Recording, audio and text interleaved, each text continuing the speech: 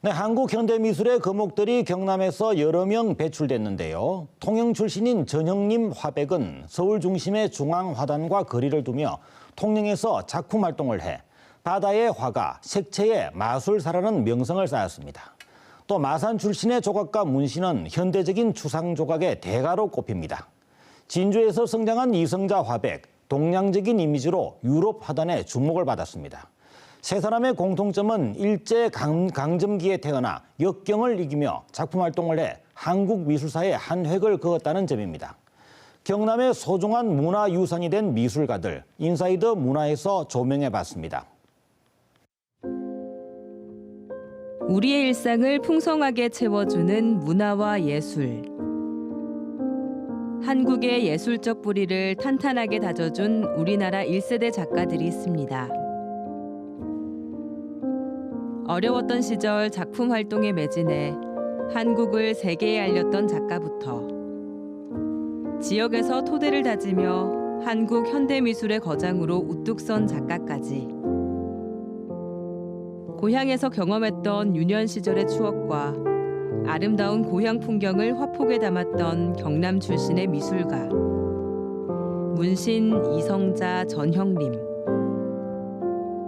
고난과 역경 속에서도 꾸준한 작품 활동을 통해 세계적으로 명성을 떨친 경남 출신의 작가들. 그들의 예술 정신을 따라가 봅니다.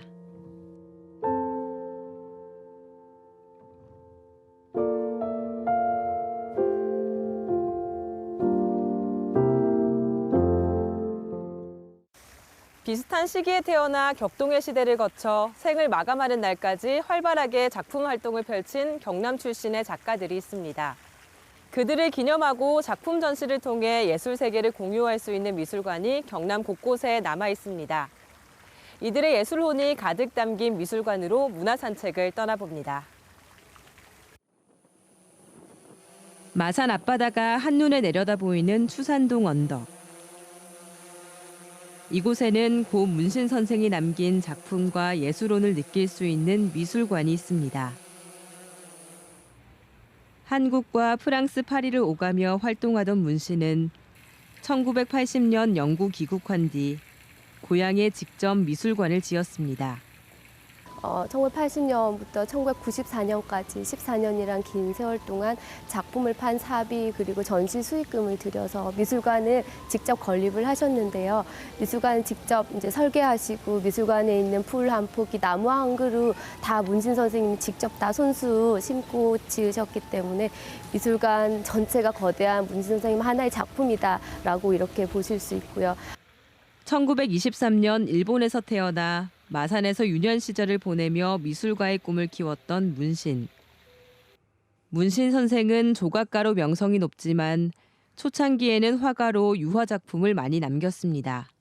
문신 작가님이 이제 조각가로 널리 알려져 계시는데 실제로는 이제 화가로서 먼저 작품 활동을 시작하셨습니다.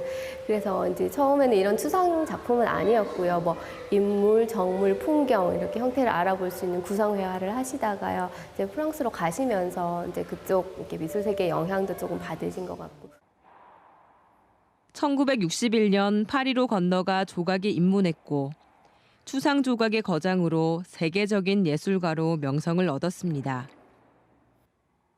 고향에 대한 사랑이 남달랐던 문신 선생.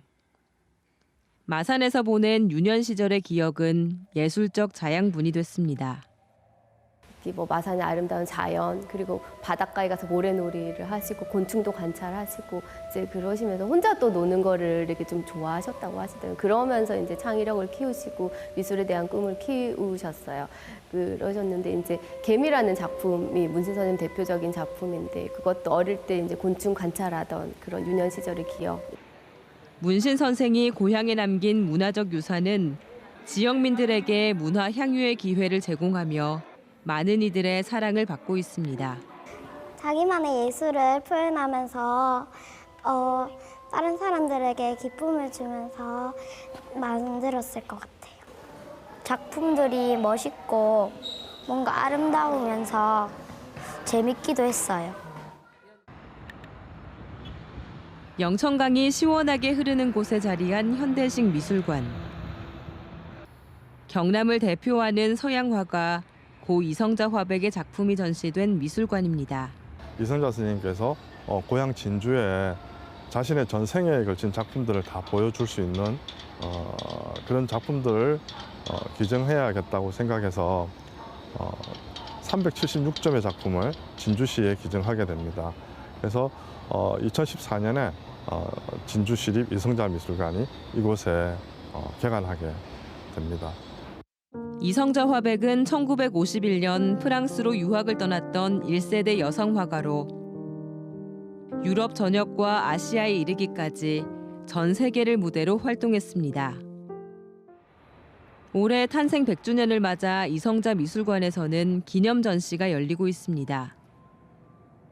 한국 전쟁 중이던 1951년 33세 나이로 홀로 프랑스 파리로 유학을 떠나 본격적으로 예술의 길을 걷게 됩니다.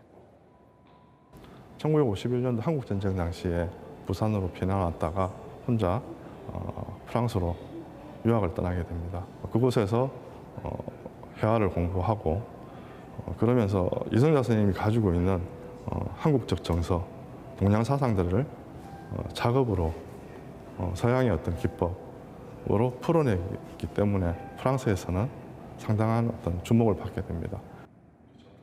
1918년 전남 광양에서 태어난 이성자 화백은 아버지를 따라 김해, 진주 등에서 어린 시절을 보냈고 경남의 산과 들을 보면서 자랐던 유년 시절의 추억은 훗날 이성자의 작품 세계에 영향을 미쳤습니다. 동양 사상을 기반으로 한 음과 양의 모티브를 화폭에 적용했고 유화와 목판화에 담아낸 특유의 한국적 정서로 파리 화단의 주목을 받았습니다.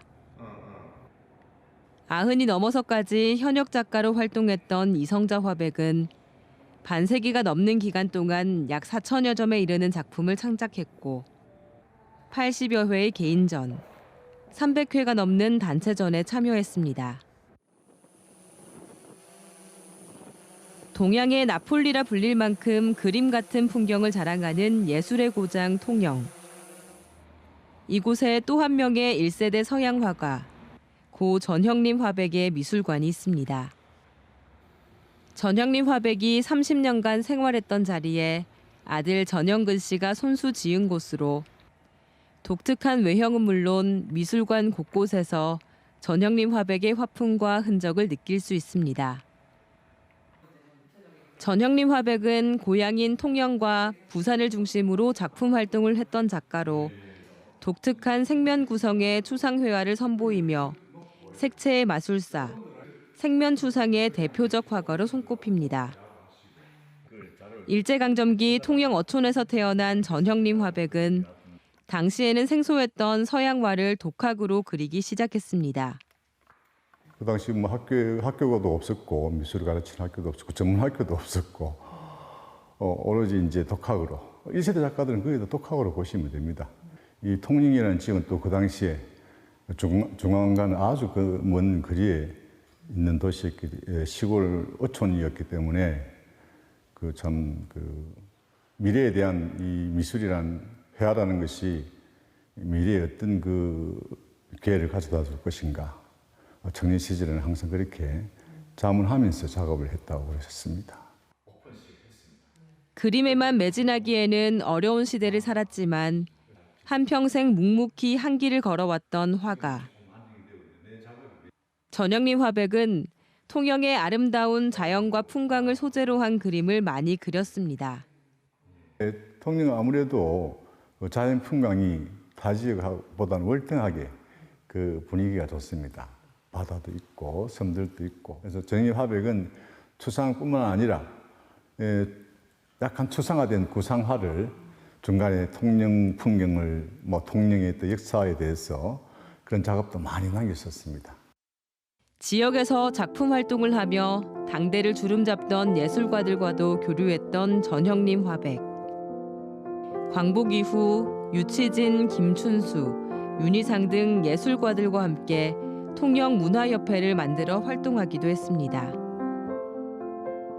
90이 넘는 고령의 나이까지 고향에서 왕성한 작품 활동을 펼쳤던 전형님 화백.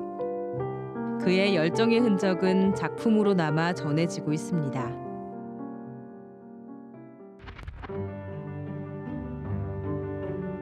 어렵고 힘든 시기에도 묵묵히 자신만의 예술 세계를 구축하며 한국 미술사의 큰 획을 긋고 예술적 성취를 이룬 3명의 작가. 경남의 아름다운 풍광과 지역 문화를 바탕으로 독창적인 시각과 화법으로 작품 세계를 펼쳤던 열정은 미술관과 작품을 통해 전해지고 있습니다. 끊임없이 새로운 길을 개척했던 이들의 흔적은 경남의 소중한 문화예술적 유산으로 이어지고 있습니다.